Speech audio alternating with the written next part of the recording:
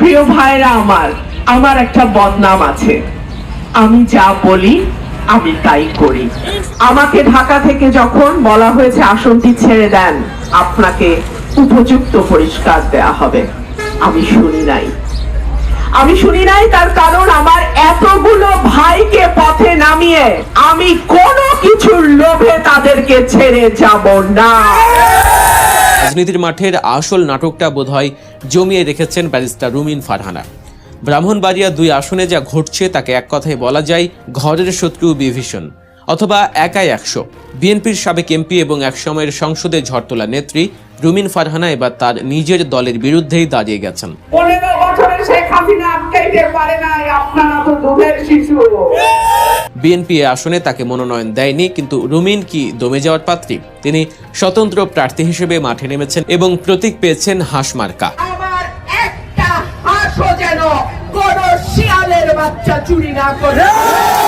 একদিকে কথার লড়াই, অন্যদিকে বৃহৎ দলের বিপরীতে ব্যক্তি পরিচয়ের প্রতিদ্বন্দ্বিতা, সভা সমাবেশ ও মিটিং মিছিলে সরগরম প্রচার, প্রার্থীরা একে অপরের বিরুদ্ধে করছেন তির্যক মন্তব্য। সব মিলিয়ে সারা দেশে এখন আলোচনার কেন্দ্রবিন্দুতে ব্রাহ্মণবাড়িয়া 2 অর্থাৎ সরাইল, আশুগঞ্জ ও বিজয়নগর উপজেলার 2টি ইউনিয়ন। এই আসনে বিএনপি জোটের প্রার্থী জমিয়তে উলামায়ে ইসলাম বাংলাদেশের সহ সভাপতি জুনায়েল আল হাবিব এবং স্বতন্ত্র প্রার্থী ব্যারিস্টার রুমিন ফারহানার দ্বৈরথ জমে উঠেছে।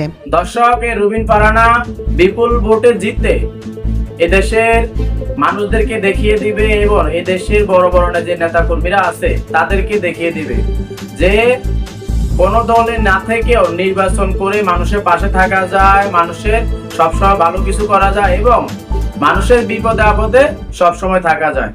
কারণ আপনারা জানেন এই রুমিন ফারহানা কেমন ছিল, দীর্ঘত 18 বছর ধরে দলের পাশে ছিল এবং আওয়ামী লীগের বিরুদ্ধে সবসময় কথা বলেছে। সংসদে আওয়ামী লীগের বিরোধিতা সবসময় করেছে, যেখানে কেউ কথা বলতে পারেনি সেখানে রুমিন ফারহানা উচ্চ গলায় কথা বলেছে, আওয়ামী লীগের বিরুদ্ধে সবসময় কথা বলেছে। যে কারণে এখন এই বিএনপি দল থেকে রুমিন ফারহানাকে বের করে দেওয়ার পরে এখন হারে হারে ট্যাপ পাচ্ছে এই তারেক রহমান।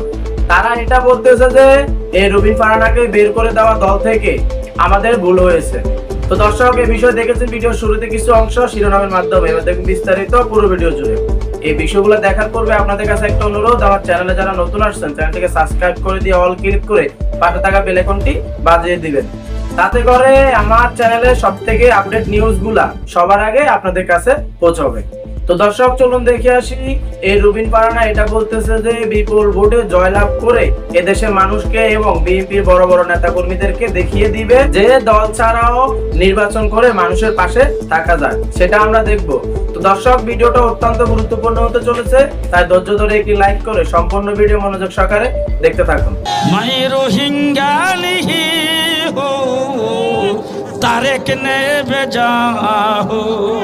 আমার একটা হাঁসও যেন কোনো শিয়াল চুরি না করে। একদিকে কথার লড়াই, অন্যদিকে বৃহৎ দলের বিপরীতে ব্যক্তি পরিচয়ের প্রতিদ্বন্দ্বিতা, সভা সমাবেশ ও মিটিং মিছিলে সরগরম প্রচার, প্রার্থীরা একে অপরের বিরুদ্ধে করছেন তির্যক মন্তব্য। সব মিলিয়ে সারা দেশে এখন আলোচনার কেন্দ্রবিন্দুতে ব্রাহ্মণবাড়িয়া 2 অর্থাৎ সরাইল, আশুগঞ্জ ও বিজয়নগর উপজেলার 2টি ইউনিয়ন। এই আসনে বিএনপি জোটের প্রার্থী জমিয়তে উলামায়ে ইসলাম বাংলাদেশের সহ সভাপতি জুনায়েল আল হাবিব এবং স্বতন্ত্র প্রার্থী ব্যারিস্টার রুমিন ফারহানার দ্বৈরথ জমে উঠেছে। মূলত এই আসন থেকে বিএনপির হয়ে নির্বাচন করার আগ্রহ ছিল রুমিন ফারহানার, তবে আসন সমঝোতার কারণে এই আসন জমিয়তে উলামায়ে ইসলামকে ছেড়ে দেয় বিএনপি। এতেই বাধে বিপত্তি। রুমিন ফারহানা দলীয় সিদ্ধান্ত অমান্য করে নেমে পড়েন ভোটের মাঠে, যার মাসুল এই নেত্রীকে দিতে হয়েছে দল থেকে বহিষ্কার হওয়ার মধ্যে দিয়ে। এরপর থেকে তিনি কোনো দলীয় ব্যানারে নয়, বরং নিজেকে গণমানুষের প্রার্থী দাবি করে ভোটারদের দাঁড়ে দাঁড়ে গিয়ে ভোট চাইছেন। রুমিন ফারহানা হাঁস প্রতীকে প্রচার চালিয়ে যাচ্ছেন বিভিন্ন গ্রামগঞ্জের পথে প্রান্তরে। তবে থেমে নেই বিএনপি জোটের প্রার্থী জুনায়েদ আল হাবিবও। তিনিও খেজুর গাছ প্রতীকে ব্যাপক প্রচার চালিয়ে যাচ্ছেন। প্রতিটি দিন কাটছে গণসংযোগে আর সভা সমাবেশে। শুধু তাই নয়, গত 8 জানুয়ারি প্রতিদ্বন্দ্বী প্রার্থী জুনায়েল আর হাবিবকে রোহিঙ্গা প্রার্থী হিসেবে আখ্যায়িত করে বক্তব্য দেন রুমিন ফারহানা, যা সোশ্যাল মিডিয়া সহ সর্বমহলে আলোচনার ঝড় তোলে। তবে এর এর জবাবে একটি দোয়া মাহফিল থেকে জুনায়েদ আল হাবিব বলেন, ম রোহিঙ্গা নাহি হো মুঝে তারেক নে ভেজা হে। मैं रोहिंग्या नहीं हूँ तारेक ने भेजा हो।